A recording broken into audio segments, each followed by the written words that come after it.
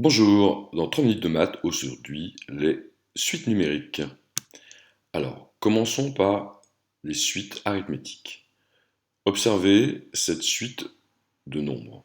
Pouvez-vous dire quel est le nombre qui vient après 21? Eh bien, vous aurez deviné qu'il faut ajouter à chaque fois le nombre 4.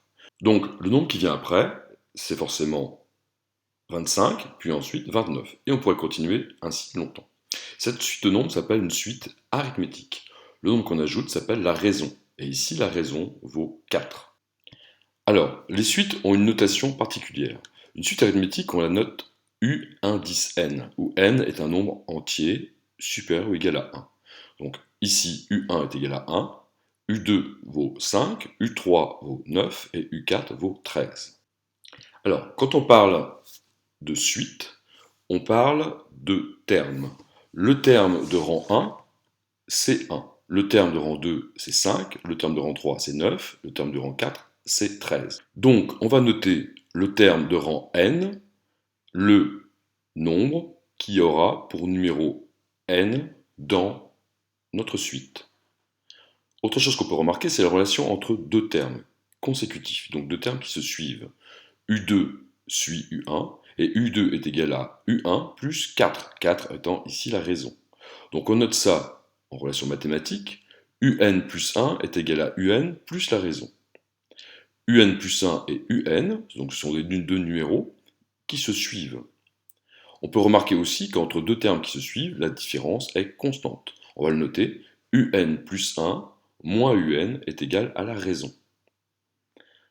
Maintenant, abordons un autre type de suite, les suites géométriques.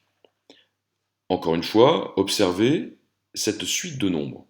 1, 2, 4, 8, 16, 32. Pouvez-vous deviner quel est le nombre qui suit? Bien sûr, vous avez remarqué qu'à chaque fois, on multiplie par 2. Donc, le terme qui suit 32, c'est 64, et le terme qui suit 64, c'est 128. Alors, on note cette suite géométrique Vn, de temps en temps on change de lettre, pas toujours un U, et sa raison est notée Q égale 2. Q parce qu'en fait c'est un quotient. On va voir ça tout de suite.